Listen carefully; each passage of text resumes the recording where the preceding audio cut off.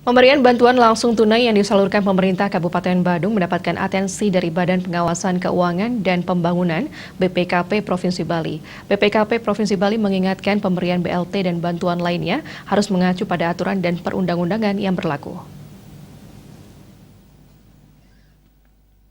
Hal itu diungkapkan Korwas Bidang APD BPKP Perwakilan Provinsi Bali, Andrian Puspawijaya. BPKP menggelar rapat koordinasi terkait pemberian BLT. Ia mengingatkan pemberian bantuan baik BLT, BST, ataupun wujudnya merupakan suatu tindakan yang sangat mulia. Namun pemberian bantuan tersebut harus tetap mengacu kepada aturan dan perundang-undangan yang berlaku. Besar atau sekecil apapun bantuan tersebut harus jelas dan pasti serta sesuai prosedur. Kepala BPKP Perwakilan Provinsi Bali, Muhammad Masukur juga mengungkapkan pembelian BLT di Badung dapat dimanfaatkan dengan baik dan tidak menyalahi aturan.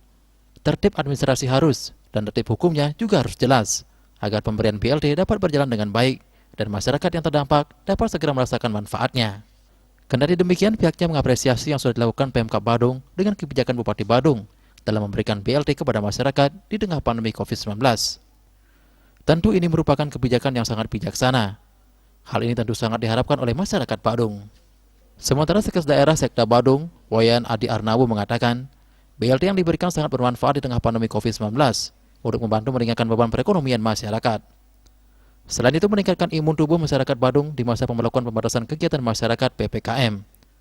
Namun diingatkan kembali, pemberian BLT bagi masyarakat ini, penyalurannya harus sesuai dengan aturan yang berlaku, agar tidak menyebabkan polemik dan menimbulkan permasalahan hukum di kemudian hari. Parwate Bali Pos melaporkan.